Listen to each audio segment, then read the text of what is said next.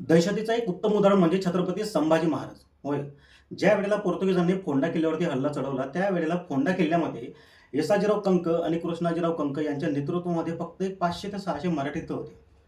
पोर्तुगीज सैन्याने प्रचंड हल्ले चढवले, तोफा डागल्या, तरीही मराठ्यांनी 1 इंच सुद्धा पोर्तुगीजांना किल्ल्याच्या आतमध्ये येऊ दिले नाही.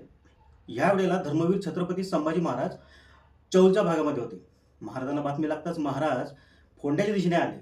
महाराज जसे फोंड्याला आले, तसं ह्या पोर्तुगीज सैन्याने नदीमध्ये उड्या टाकून आत्महत्या केल्या.